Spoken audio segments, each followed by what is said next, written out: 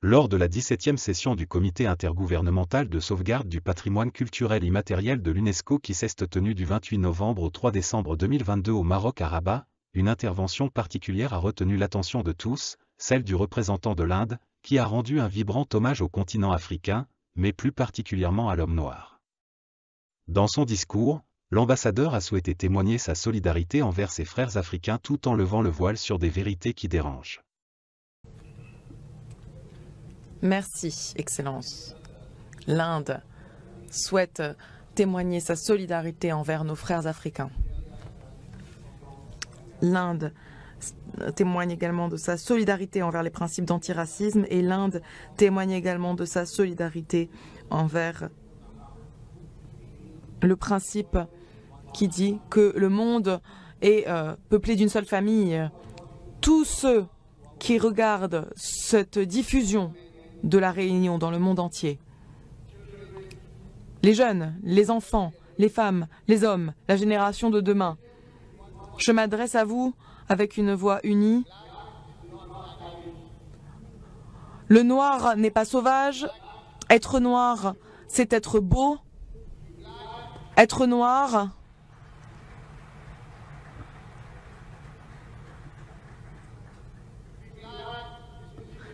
c'est être brillant. Être noir, c'est être magnifique. Lorsque le premier homme sur terre s'est mis debout pour regarder le ciel de la nuit, mes chers frères et sœurs, était noir. C'est la couleur de l'univers, le noir est la couleur de l'univers. Et les divinités en Inde, comme Krishna, sont représentées comme noirs. Nous sommes fiers d'être noirs. Nous ne sommes pas honteux parce que nous sommes beaux. Toute représentation d'un homme noir comme sauvage, enchaîné et amené par bateau n'a pas sa place dans toute convention dans tout pays du XXIe siècle. Il est temps que cet élément en particulier soit jeté à la poubelle de l'histoire. Nous ne pouvons pas avoir une autre discussion sur ce sujet. Excellence, l'UNESCO défend, l'UNESCO ce sont les Nations Unies. Le U d'UNESCO signifie unis, indépendamment de notre classe, de notre caste, de notre religion, de notre appartenance ethnique. Nous sommes unis sur la même planète, nous sommes unis par une même idée, par un même principe, et ce principe doit être que le racisme, sous toutes ses formes, doit disparaître.